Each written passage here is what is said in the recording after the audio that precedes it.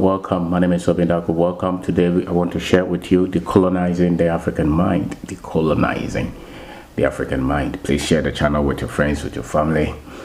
Tell people about this channel. They say that if they take your mind, if they put structures on your mind, they don't have to tell you to do anything and you do them.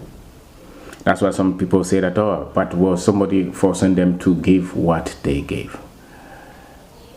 A lot of the times it's not so much, it's the conditioning, it's the ways that they have been used, the things that they have been taught, the things that they have made them to believe.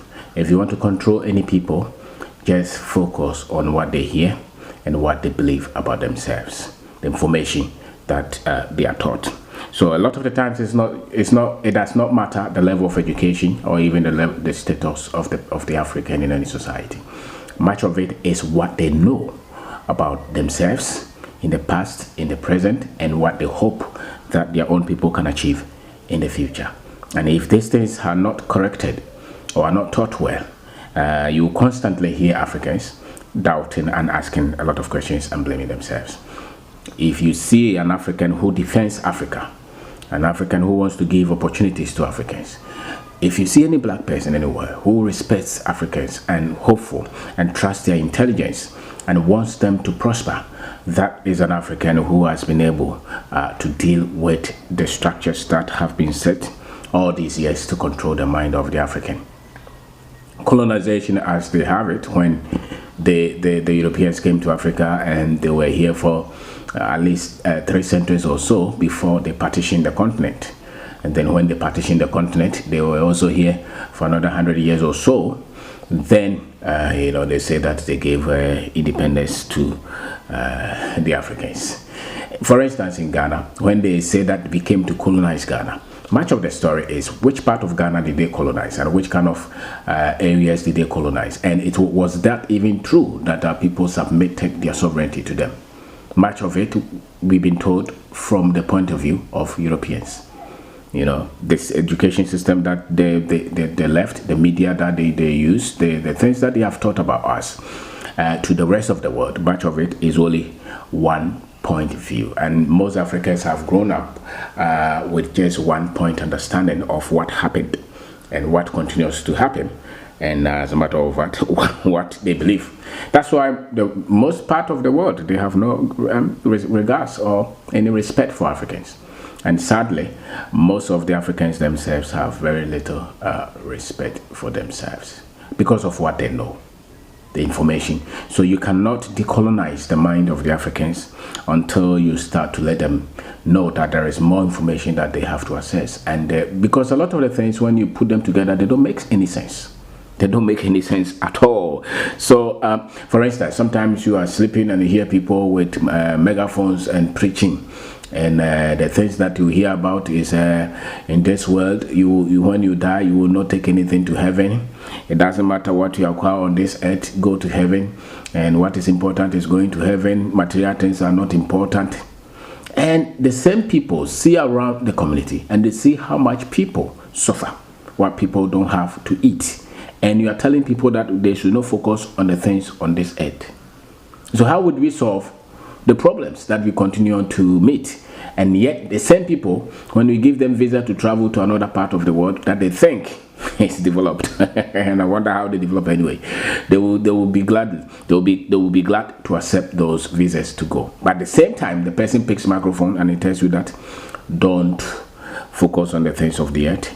And material things are not important. What is important is work on your soul and make sure that you go to heaven.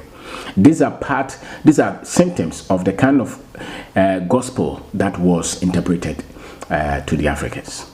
You can, whenever I hear a preacher preach, because majority of Africans, majority of us, at least I know Ghana, we go to church. And much of the information, much of the preachings, whether it's preached in our local language, whether it's P or whether it's English, the import of the message is designed. It's the design to keep the people down and to design to make sure that their mind is not on their own prosperity and that the most important thing is go to heaven. These are the interpretations that the colonizers and their cohorts brought, the Bible they brought. And so they used religion. They use their own education to lock the minds of our people. And unfortunately, those interpretations, those systems that they left, we can still see them. And they are running, that way. And we can only look at the symptoms, the results of all these preachers, the results of all these churches across board everywhere in Africa. What are the symptoms? These things were intentionally designed, taught, just as they use structures, systems, institutions to control those that they took from here and enslaved, those that they kept for hundreds of years. There were things, there were management systems, there were things that they were taught, they were teaching them. They actually had, the last time I saw something, they actually had Bible where they had taken some part of it out, and they were called the slave Bibles. So only God knows how much we don't know of what we have at this time. So religion has been used, has been weaponized, as our teachers say, by the Europeans to colonize the minds of the Africans, not only physically but mentally.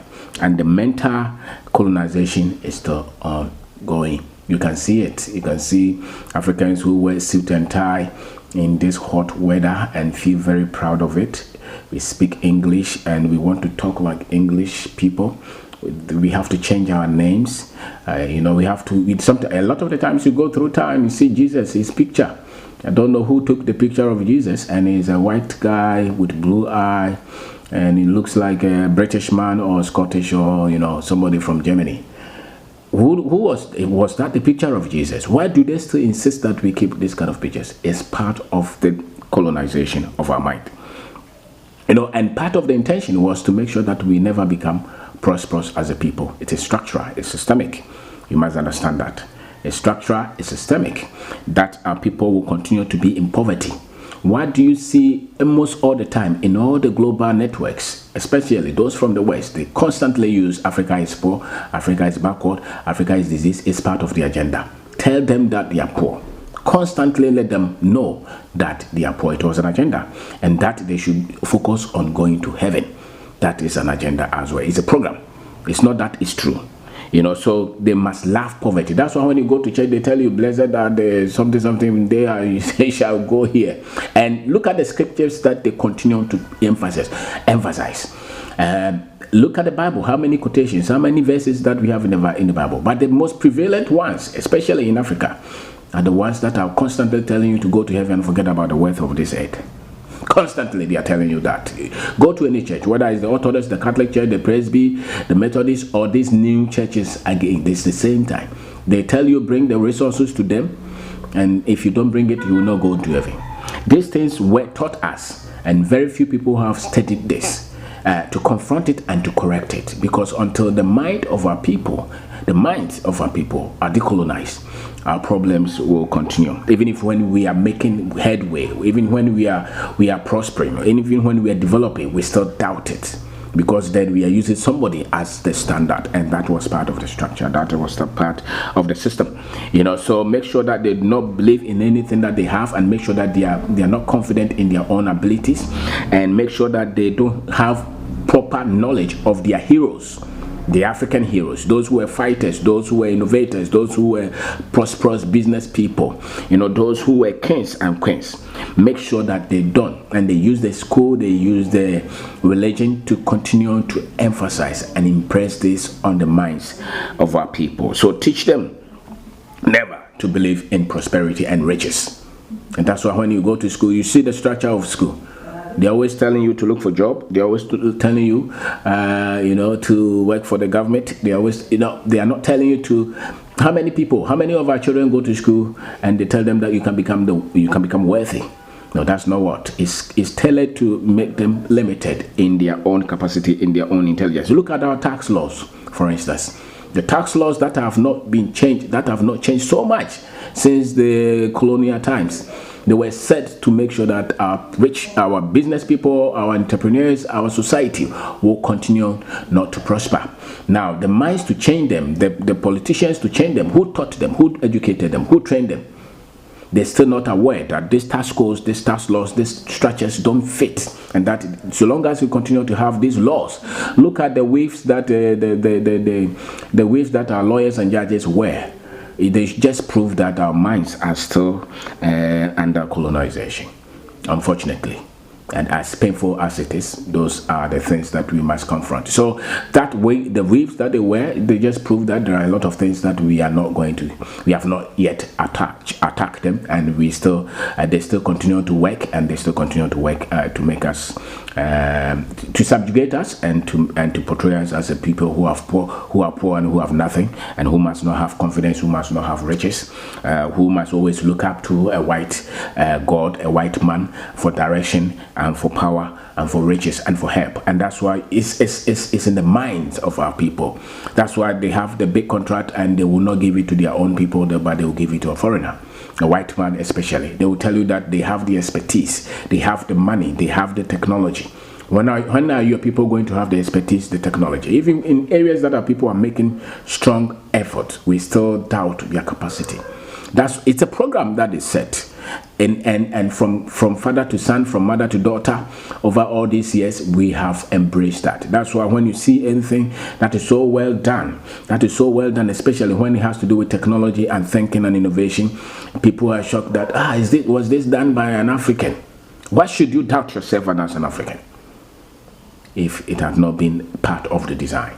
So my name is Kwabena. I'm talking about decolonization of the African mind, and part of the symptoms that you see them they are so prevalent. You can always see them. You see pictures on the street. Look at the paintings. Anything nice, you see that they would have to paint it white. Anything that is not so nice, you see that they would have to paint it black. You see Jesus, he has to be painted, Even our football teams, they are trying to bring some European, some white man to come and handle the team. Like, why do you have to do that? Don't you have intelligence to at least train your own people, even if when they go and they don't win? What is the point of